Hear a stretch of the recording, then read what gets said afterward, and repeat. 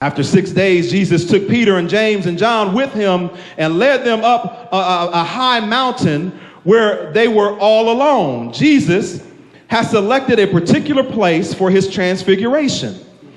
The disciples were led unto a high mountain with him. Now, while the text doesn't explain to us or reveal to us which mountain it was, theologians and scholars agree that Jesus likely went to Mount Hermon, which is located about 12 miles north of Caesarea Philippi.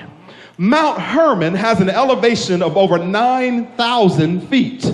And can you imagine the glory of God being revealed on such a prominent perch and peak in Israel?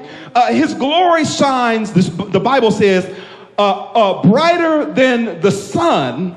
And so surely it would have been noticed by all of those who had a particular vantage point to Mount Hermon.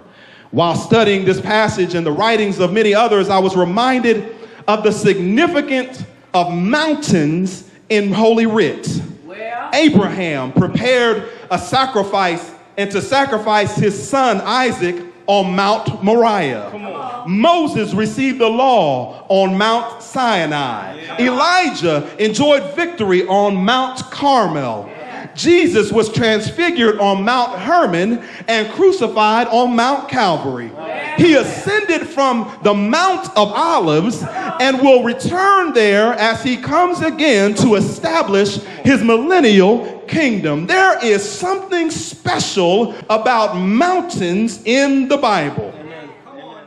When they finally took their eyes off of everything else and who they were going to build tabernacles and shelters for, and they focused on the Christ, they saw him in his transfiguration. That's the sense of sight.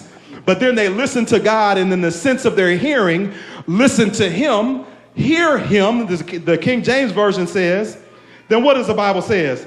The next time they looked, all they saw was Jesus. That's right, man. And listen, family. I don't care what's going on in your life. If you are distracted by everything else and you're not focused on Jesus, you miss the bus. Come on. Everything that we do, the way we live, when David says that my cup runneth over, and I explained last week that the cup really just is a typology, just represents, symbolizes life in our life. When our cup runneth over, if your cup takes your focus off of anybody but God, but Jesus, that's all you should be seeing. Amen. In your mountaintop experiences, you should see nobody but Jesus. Yeah. In your valley experiences, you should see nobody but Jesus. If your focus is being drawn by friendships and your job and anything else that takes your focus off of the one who saved your soul from hell and damnation, listen to him. He should be the one who's the center and the focus of our lives. And how do we listen to him? We listen to him in our prayers.